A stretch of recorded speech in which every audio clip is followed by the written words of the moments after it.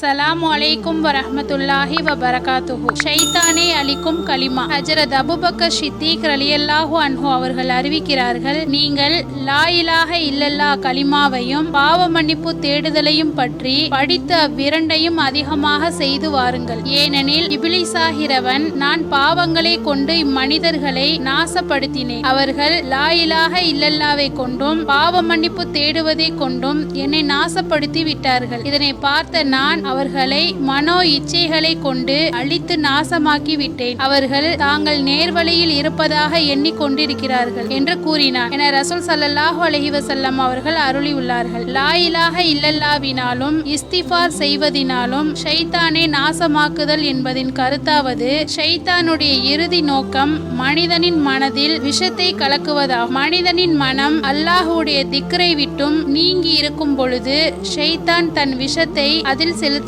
அவ்வாறின்றி மனம் அல்லாஹ்வுடைய திக்ரில் ஈடுபட்டிருக்கும் பொழுது ஷைத்தான் அழிவடைந்து பின்வாங்கி விடுகிறான். மேலும் அல்லாஹுவை திக்ரு செய்தல் உள்ளங்களை தெளிவுபடுத்துகின்ற மருந்தாகும். ஒவ்வொரு பொருளையும் சுத்தப்படுத்துவதற்கு ஒரு சாதனம் இருக்கிறது. இதயங்களை சுத்தப்படுத்துவது அல்லாஹுவின் திக்ராகும் என்று திருநபி ஸல்லல்லாஹு அலைஹி வஸல்லம் அவர்கள் அருளியதாக ஒரு ஹதீஸ் மிஸ்காத் என்னும் கிரந்தத்தில் எழுதப்பட்டுள்ளது. இவ்வாறே இஸ்திஃபார் பாவ மன்னிப்பு தேடுவதும் இதயங்களில் உள்ள அழுக்கையும் துருவையும் போக்கி விடுகிறது என்று பல ஹதீஸ்களின் மூலம் அறிவிக்கப்பட்டுள்ளது. அஸ்ஸலாமு அலைக்கும் வரஹ்மத்துல்லாஹி வபரகாத்துஹு.